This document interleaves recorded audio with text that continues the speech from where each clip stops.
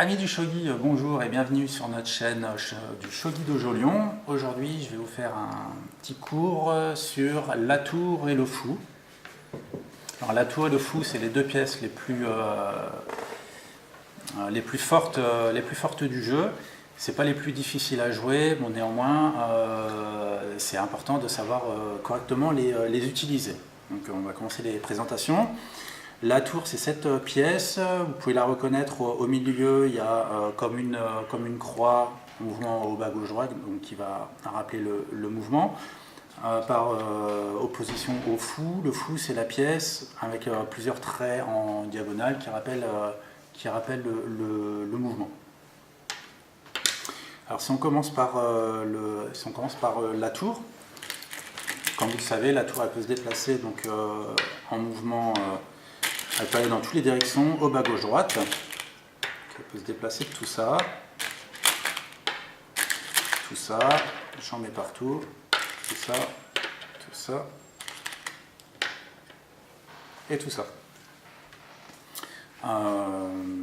La tour, elle est très forte en fait parce que quand le plateau est vide, elle peut aller sur n'importe quelle classe du plateau en 2 coups seulement. Donc on peut choisir une case au hasard, je sais pas, mettons qu'elle veut aller là, et ben 1, 2, elle arrive, si on veut aller là, bon, allez, si elle veut aller là, ben 1 et 2, n'importe où sur le plateau, en 2 coups, la tour elle y arrive, donc elle est très rapide. Comment on utilise la tour? Alors habituellement, dans l'ouverture, en fait, la tour elle sert souvent en soutien derrière un pion. D'ailleurs, les attaques sont classifiées par, on indique, par exemple, on va dire qu'on joue une attaque tour fixe, ou une attaque tour mobile, une attaque, on va jouer double tour opposé, pardon, ou tour sur 3e, 4e ligne, ou tour centrale, par exemple. Donc les attaques sont vraiment classées par la colonne sur laquelle la tour se trouve, ce qui montre vraiment l'importance de la tour dans l'attaque. Donc l'attaque peut commencer souvent avec une tour qui sera en soutien d'un pion. On va avancer le pion. Donc le fait d'avancer le pion, ça peut permettre à minima, par exemple si on avance le pion, d'échanger pour avoir un pion en main après pour pouvoir peut-être attaquer ailleurs. Ça c'est la première chose. Pour ouvrir les colonnes, si on veut ouvrir les colonnes, donc on se met là. Si on veut ouvrir une colonne, souvent il faudra des pièces en plus. Donc on va avoir peut-être un général d'or qui va venir en soutien. Peut-être on aura également en plus un fou pour aider la poussée du pion. Ce qu'on va chercher très rapidement en tout cas avec la tour, c'est d'ouvrir les lignes et surtout on va chercher à essayer de promouvoir la tour, d'accord, pour qu'elle gagne en force. Donc la tour, lorsqu'elle est promue, lorsqu'elle arrive en promotion, zone de promotion, elle gagne, donc elle garde le mouvement de la tour et elle gagne en plus le mouvement du roi. Ce qui fait que concrètement, elle gagne 4 cases supplémentaires qui sont en plus les cases qui sont ses faiblesses au départ. Comme la tour est déjà très forte et c'est la pièce la plus mobile, on peut se demander un petit peu quel est l'intérêt d'avoir la promotion de la tour et comment l'utiliser. Parce que c'est vrai que comme c'est une pièce qui attaque à distance, on peut avoir envie en tout cas un genre d'échec avec la tour, en général il attaque plutôt à distance. En fait, une fois que la tour est promue, elle devient extrêmement puissante et elle va permettre à la tour d'attaquer le roi quasiment au corps à corps. Je vais vous montrer un exemple. Voilà, donc on imagine une tour déjà promue ici par exemple. Et puis, je vais mettre le roi en face. Voilà, donc admettons la tour, elle est promue ici, le roi est très proche.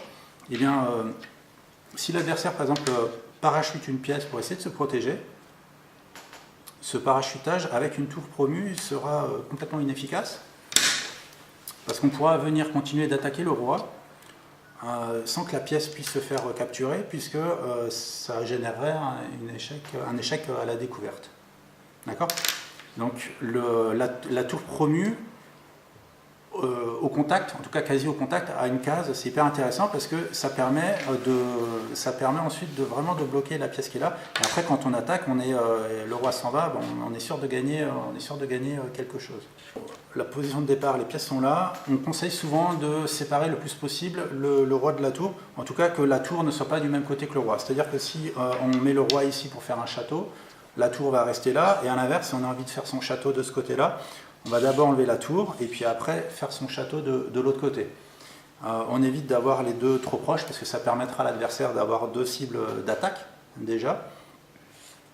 Et puis une tour qui serait trop proche du roi, eh bien, elle ne pourrait pas développer son plein potentiel, parce que la tour elle va faire l'objet de multiples attaques de l'adversaire.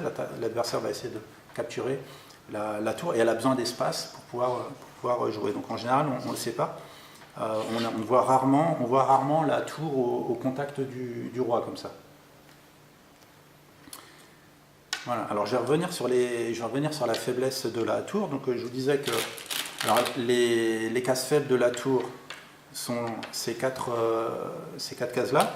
Donc sur la position de départ, par exemple, là où il faut être vigilant, ça peut être par exemple un parachutage de fou adverse sur cette case-là, qui est un peu le talon d'Achille de la tour. Donc la tour s'enlève et par exemple le fou pourra repartir et il aura gagné une promotion un peu gratuitement évidemment si le chemin est libre. Voilà, alors quand on se retrouve dans une situation avec les tours qui sont l'une en face de l'autre, ça peut être intéressant de se poser la question dans quel cas ça vaut le coup d'échanger les tours ou pas. Puisque lorsque vous échangez les tours, vous permettez à l'adversaire de reparachuter sa tour où il veut. Donc en fait le principe c'est de dire que l'échange de tours en général bénéficie à celui qui a le roi le plus en sécurité. Donc si vous avez un des deux joueurs qui a déjà terminé son château, le roi est bien protégé, et que l'autre a encore son roi au milieu, ou en tout cas pas bien protégé, l'échange de tours va en tout cas être en faveur de celui qui va pouvoir attaquer le roi, donc va être en faveur de celui qui a le roi le mieux protégé. Donc ça, c'est à prendre en compte, donc ça peut être une arme, si vous savez que votre roi est bien protégé, vous pouvez essayer de forcer un petit peu l'échange.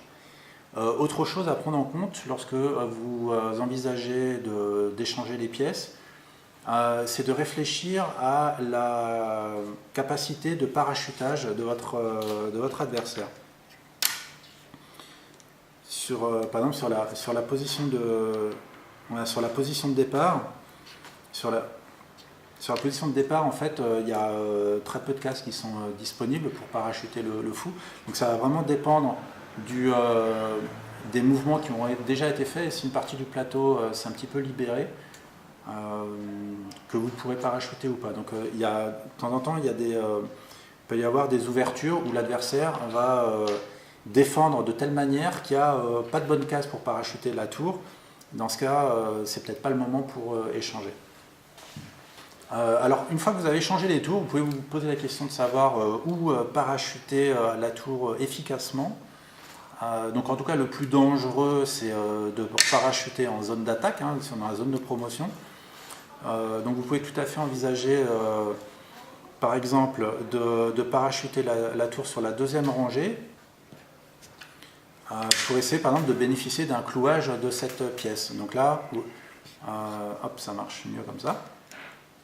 Dans cette position-là, lorsque vous parachutez la tour ici, elle va clouer le général d'argent. Donc le fou pourrait venir capturer le général d'or ici, sans que le général d'argent puisse reprendre. Voilà, donc ça peut être un exemple. Dans certains châteaux, parfois c'est plus intéressant de parachuter plus profondément sur la dernière rangée, en particulier sur les châteaux qui sont plus hauts. Voilà, donc dans une situation où la position du roi est un peu surélevée, où le château est un peu plus haut, une attaque frontale a moins de chances de marcher, d'accord, puisqu'il y a beaucoup plus de force. Et dans ce cas, effectivement, reparachuter le plus profondément possible pour venir balayer l'adversaire sur la première ligne, dans ce cas, sera probablement plus efficace. Voilà, si vous n'avez pas de questions sur la tour, je vais passer au fou. J'ai une question. Vas-y, ouais, qu'est-ce que... Dis-moi. Pourquoi cette pièce ne peut pas prendre ici? Et ben, le général d'or ne peut pas capturer parce que ça génère un échec à la découverte. C'est pour ça, d'accord. Il est cloué. Ouais. Voilà, le général est cloué. Du sens, c'est l'intérêt de venir. Voilà. En fait, le clouage marche de la même manière si la tour elle est loin. Ouais. Sauf que si la tour elle est loin, elle ne protège pas. Et là, c'est le roi qui peut capturer. Ah oui, d'accord. D'accord.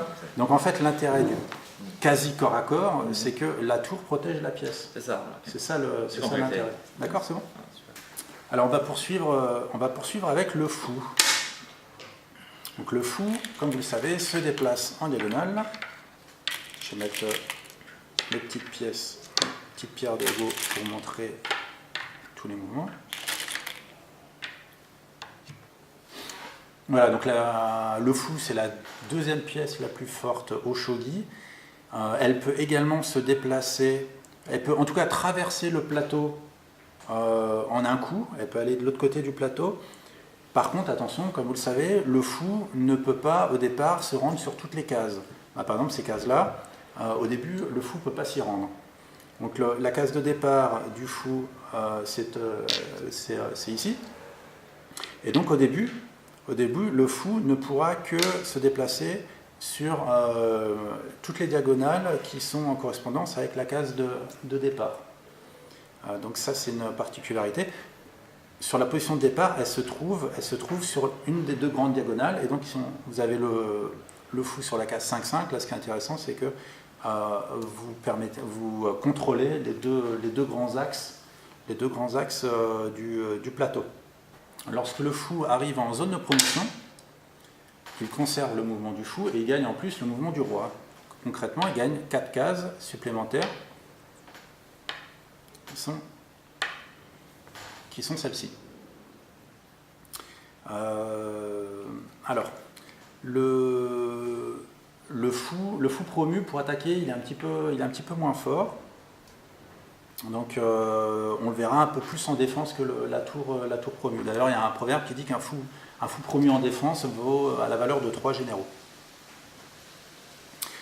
Donc en tout cas, de la même manière, dans le début de partie, le fou, vous allez essayer au maximum de pouvoir bénéficier de la promotion, puisque ça va rendre la pièce plus forte. Une fois que le fou est promu, non seulement il gagne le mouvement du roi, mais ça va permettre au fou d'accéder à toutes les cases du plateau. Donc ça c'est hyper intéressant, ça rend la pièce beaucoup plus forte.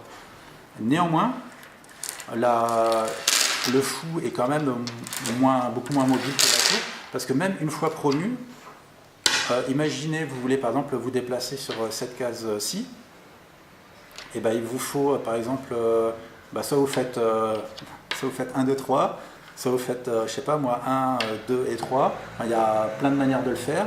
Mais même le fou, une fois qu'il est promu, pour aller sur une case qui n'est pas si loin que ça, il faudra quand même 3 mouvements, alors que la tour, en 2 coups, elle atteint vraiment n'importe quelle case du plateau. Voilà, donc c'est ce qui montre que le fou est quand même moins fort. En début de partie, c'est quand même le fou qui est plus fort que la tour. Oui. Par contre, en début de partie, le fou est beaucoup plus mobile. Alors en début de partie, c'est vrai que très souvent, un des coups les plus joués, c'est le coup de pion en diagonale du fou pour ouvrir la diagonale et avec le fou adverse qui est en face. Et si l'adversaire, par exemple, a poussé son pion, l'un ou l'autre vont pouvoir éventuellement procéder à l'échange.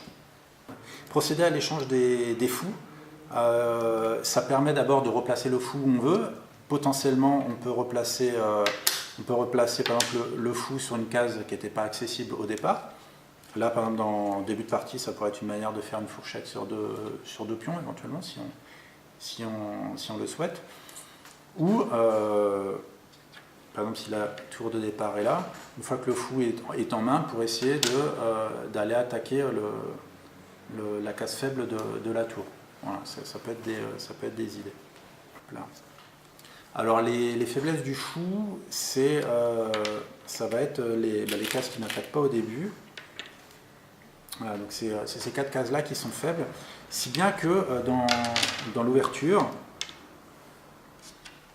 Dans l'ouverture, on peut voir fréquemment, par exemple, l'adversaire pousser pour essayer d'attaquer la case qui est à la tête du fou.